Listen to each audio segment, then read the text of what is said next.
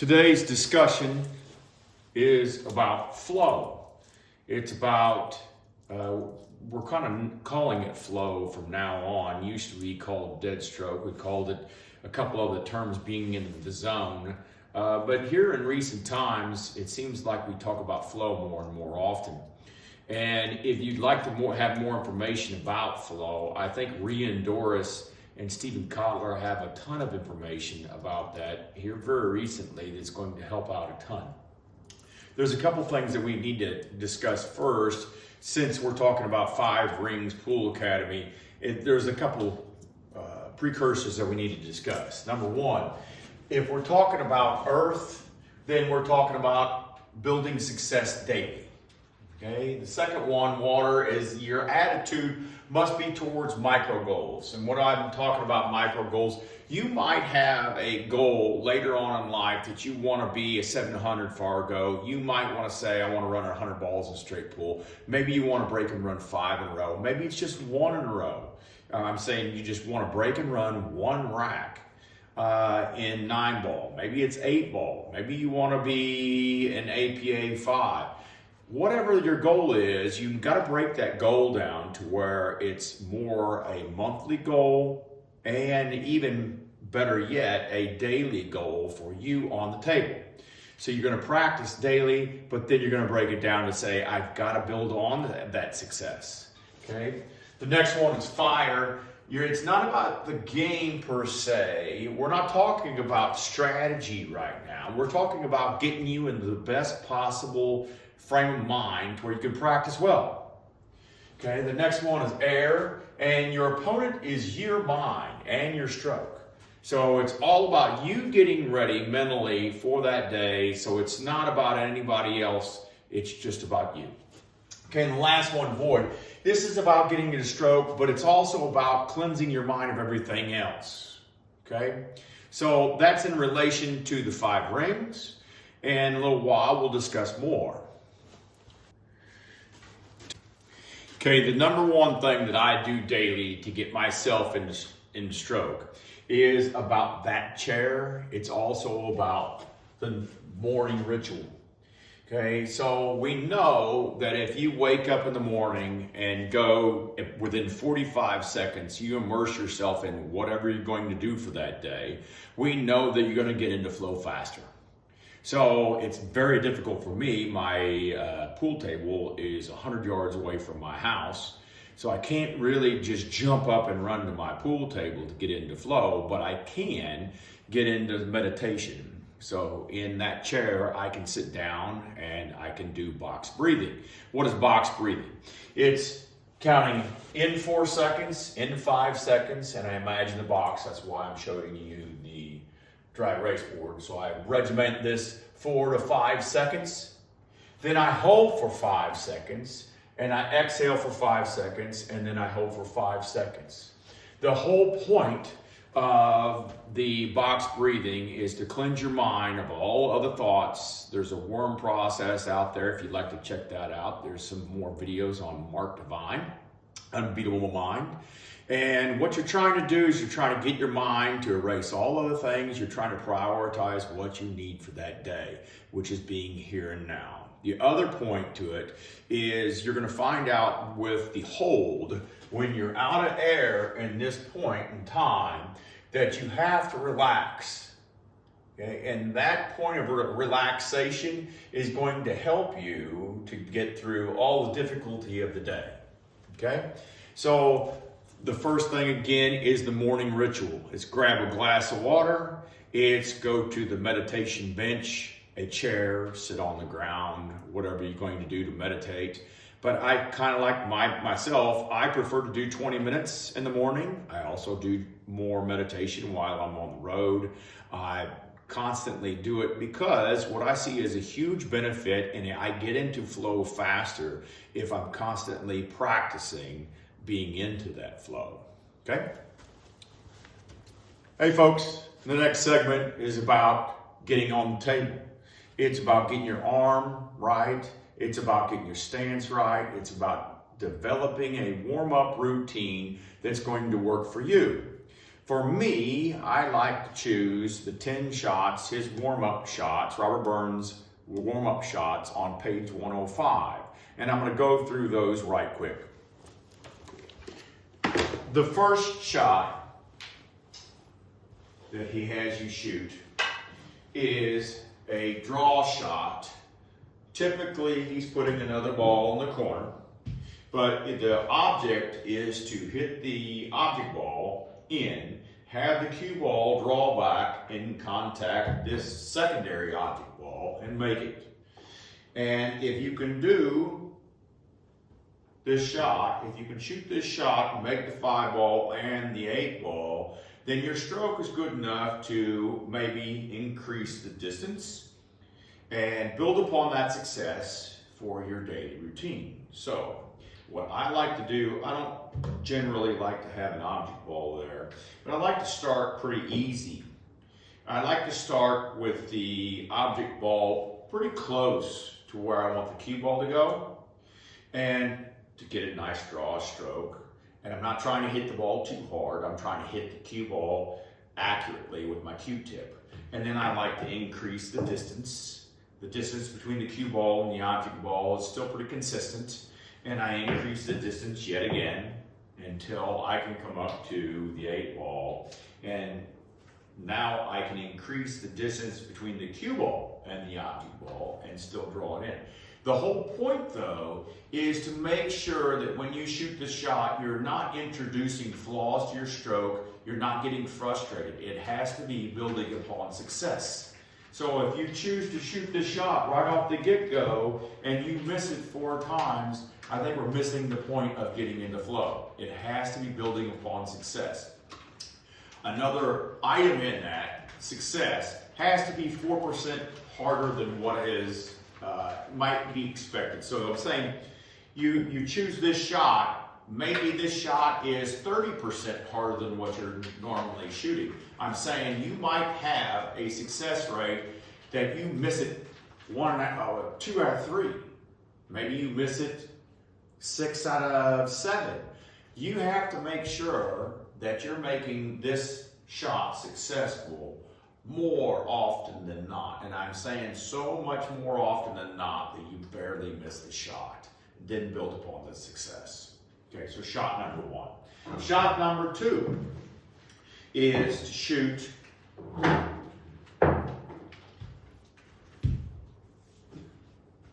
here's the object ball, and he calls it a dead ball shot, which means that you're sliding the cue ball into the 8 ball. You hit the 8 ball in, and the cue ball is in stun position to where you're getting the cue ball to float across and hit the 5 ball in. So it has a lot to do with tip position.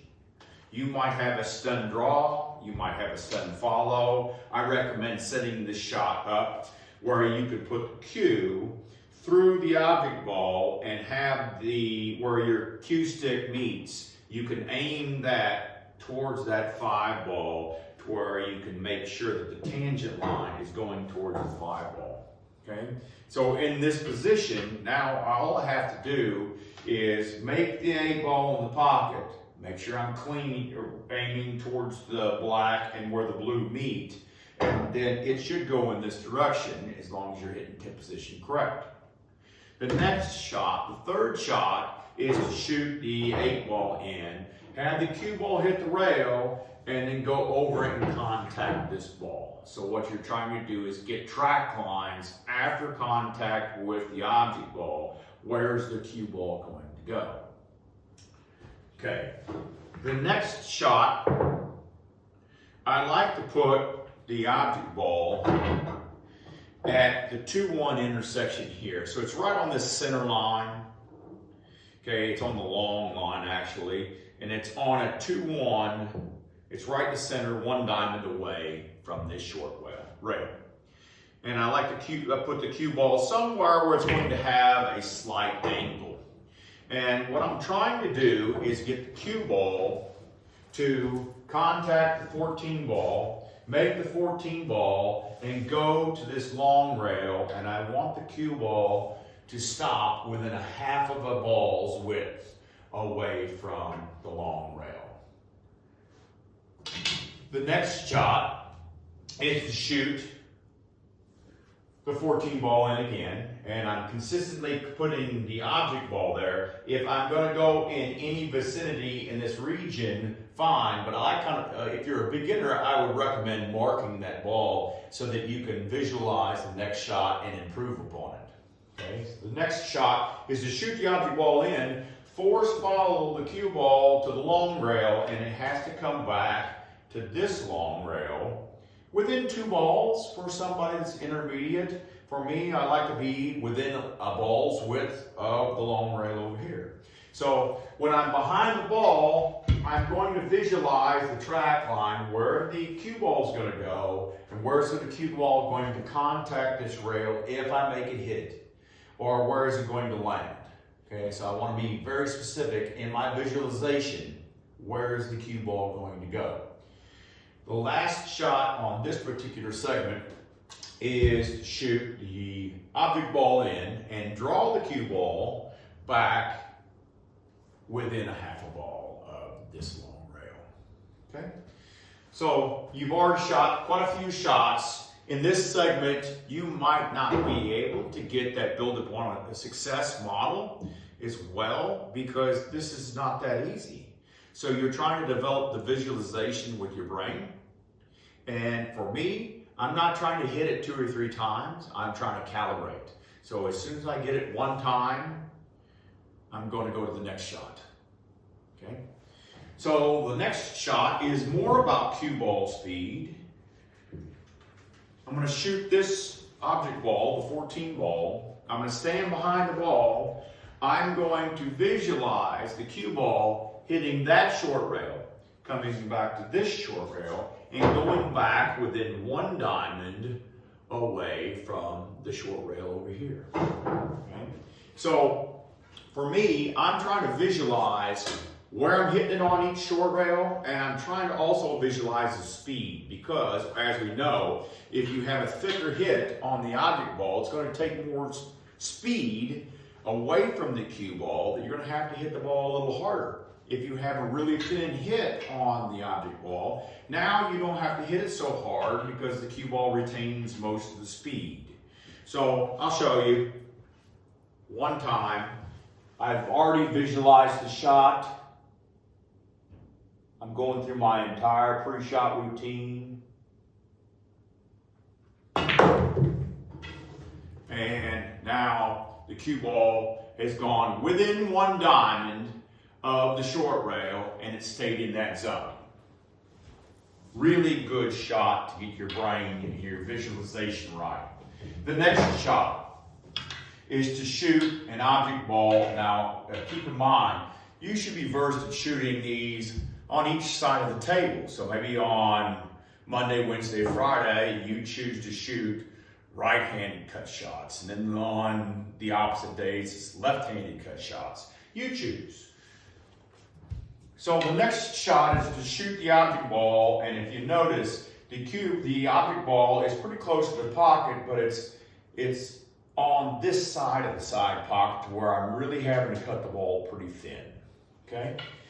This is to shoot 5 rails. The cue ball is going to go to this long rail, over to the short rail, to the long rail, back over on this long rail, somewhere in this region. Okay, I would like to hit it somewhere in this region because it allows the cue ball to come to this short rail in here to where you can land it in the zone. We need to be in the 1 diamond zone, from 1 diamond to 2 diamonds, and 1 diamond out. So somewhere in this diamond region here is where I would like to be. So I'll try to show you that shot. I'm still going to go through my pre-shot routine.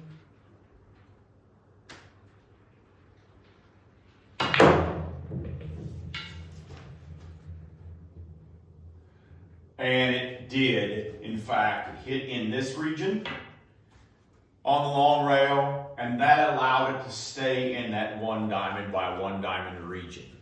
Okay? The next shot that I like to shoot, the last 2 shots, are all about power. So as you can see, the object ball, it's almost straight. And I'm saying it's almost straight because I'm going to make the cue ball, I want to force follow the cue ball into this region in the short rail to the long rail. I want to contact this long rail over here, so I'm putting tons of right spin on it and tons of follow. This is a force follow shot. And I would like to get the cue ball to end up in the 1 diamond region down here. So it's next to the head rail. Okay, so I'll show you. You have to judge for deflection. So I'm allowing for it. So I'm getting a nice read on deflection out of my cue and power. Keeping in mind my backhand has to stay nice and loose. Okay, I think I'm going to be just a bit short. Oh, I just snuck it in. Okay, so I'm still within 1 diamond of the head rail. The next and last shot out of my warm-up routine before I go to pocketing balls is about draw. Okay, so I'm trying to do power draw, and what I'm also trying to do is hit it with spin. So I'm hitting with left spin so that the left spin, when it hits this rail, it won't just go angle in and angle out. It's going to hit the rail and it's going to spin all the way in an attempt to get back to within 1 diamond of the head rail. Again, you still have to judge for deflection in your cue, and it's about power draw. So again, I'm judging for deflection. I'm going to aim a little bit off to the left of the 15 ball, and I'm going to hit it pretty solidly.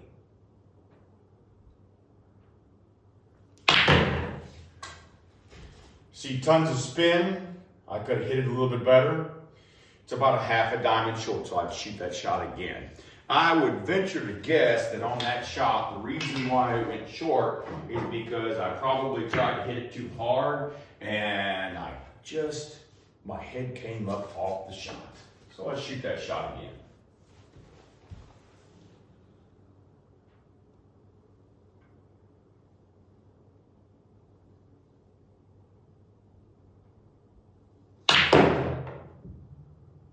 Okay, so I kept my head down on that shot and look at the difference in power because I had my cue actually contacted the cue ball where it was intended. Okay, so that's the warm-up shots that I shoot to get into stroke. The next group of shots that I'll shoot is something to do with cue ball control and making the object balls. What I used to do, what I like to do, is to shoot either the L drill, or I also like to shoot straight in shots, progressive straight in shots. So let's go on that segment. 1 diamond away, I'm going to shoot straight in shots. And the whole point of shooting these straight in shots is I want the cue ball sliding, hitting this 11 ball with just the bare amount of speed to where it's still sliding. I want the least amount of speed while it's sliding to hit the 11 ball and dead stop, and the 11 ball goes in. Then I go to the next ball. Next ball. After I get these 5 shots, I'm going to go a half a diamond back, and then a full 2 diamonds back. And by that, into those 20, 25 shots that I'm going to shoot, I'm pretty good with my stroke. Next segment could be, I could throw the balls out in an L drill. I could throw the balls out in a brainwash drill. I'm going to do something to pocket more balls. Okay? So after I shoot my 10-shot sequence, I like to calibrate my aiming. And I've already calibrated my aiming with the draw shot, but I like to get my eyes acclimated to different shot angles. And this drill does that pretty well for me. What I'm doing is putting the object ball on a 2-1 diamond, okay? Okay, two diamonds away from on the long rail and 1 diamond off of the long rail. The cue ball needs to be 1 diamond off of the long rail. As long as it's not within 1 diamond of the object ball, saying like this, I'm good. Okay, so it's longer than 1 diamond away from this 12 ball, and as long as it's in a reasonable distance to where I can build upon success. So right now I'm at a half a ball hit, so I'm going to approach my pre-shot routine by I'm standing behind the shot, I'm visualizing it, I can see the cut angle right now, I know it's a half a ball hit, and I'm approaching the shot the same every single time. Keeping in mind what I'm trying to do is have the relationship with the cue ball and the object ball remain the same. So what does that mean? That means that in my walk-in, I don't want my head to sway from side to side to where I'm waddling trying to get into the shot. Now you see some other pool players, they're going to start with the right foot in their finished position so that their head never moves. When they come down on the shot, they're exactly on their shot line. This one great big plane right through the aiming line is so definite to them that they never deviate from it. So what I'm saying is, I don't want your head to go side to side. I want it to be stationary and it's a quiet entry. Now I'm going to shoot at that half a ball shot. I'm going to do my pre-shot routine. For me, I really have to focus on my backhand, making sure it doesn't clinch. Okay, and I'm going to shoot it. And I'm going to see, well, did I hit it too thick? Did I hit it too thin? And then I'm going to go from here, the half a ball hit, to a 3/4 ball hit. And I'm going to go all the way up and down on this second diamond head string and change the hit so I can calibrate my eyes. Okay, so I went over a morning ritual. I went over how I do my 10-shot warm-up sequence. I've gone over a couple drills that's going to help me get into that good flow for shooting pool. But that doesn't mean that when I go to compete in any instance that I'm going to be ready to go. It takes me just a little bit longer to where when I'm competing and I have an opponent to where I can get into that shot sequence and really get into the automaticity zone where I'm feeling the cue ball. So for me, it has to do with grounding. It has to do with, so when I'm talking about grounding, what I'm saying is, I'm not thinking of the shot angle. I'm not thinking of where I want the cue ball, what I got to do to get the cue ball to go where I want it to go. I'm actually just thinking of, well, I want the cue ball to go over there, and it just happens because it's an intuition. And I also, my pre-shot routine, what I'm also trying to do is feel the cloth. When I put my bridge hand down, I want to feel the cloth. I want to make sure I'm feeling everything instead of thinking about too much. Okay, so that has to do with getting outside of the shadow. So I'm outside of the shadow, I can think as much as I want on whatever shot I'm going to do. My shot sequence, I'm talking about what am I going to do to get to the next shot, to the next shot, to the next shot. And then when I finally put the chalk down and I approach the shot, now I'm only feeling the shot. I'm trying to go through my pre-shot routine, and so I can deliver the cue with maximum efficiency, all that kind of stuff. And the other word for that is shibumi. It's a word that I've studied just a bit, which is effortless perfection. So at that point in time, I want to be completely effortless, trying to get into that zone by building upon success. Now, does that mean that you're going to be really good when you're competing, sitting in the chair? No. So we've got other things that we do while we're in the chair waiting for our opponent to do something. There's tons and tons of information about that. I'm only talking about what am I going to do every time that I get to a tournament, every time that I get to my practice table, what am I going to do daily so I can give myself the best shot at flow? The last segment that I'm going to do in today's discussion on flow is about position play. And I really, really like what Zero X is doing. Tor is putting out a ton of stuff that's for half a table patterns that for me just gets me thinking a little bit more on just what's the sequence. I can put some stickers down and I can really get into, hey, I've got to do this 5 times in a row. You can also do another drill, which is just simply throw out 3, 4 balls. And I've got 3 balls here. I have a 2 ball. I've got the 11 ball, and I've got this 13 ball down here. And what's going to be the best position so that I can make a 3 ball run out?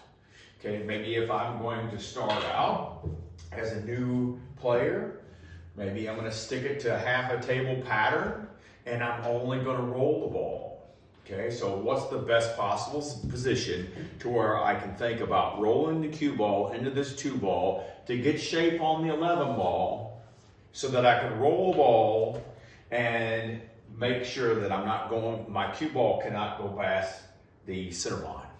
Okay, so for me, I'm looking at this pattern saying, well, if I just simply roll in this 2 ball, not too much to it, and then I roll in the 11 ball, and I can get the 11 ball to go in, get the cue ball to come off the rail just slightly, I've got a nice position for the 13 ball.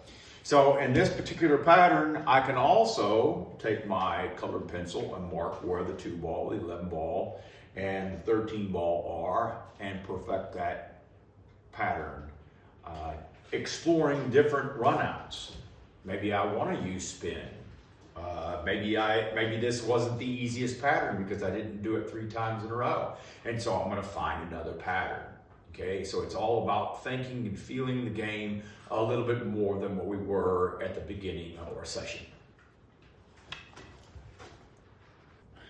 Okay, so from you all, I'd really like to know and have a discussion a little bit more about flow.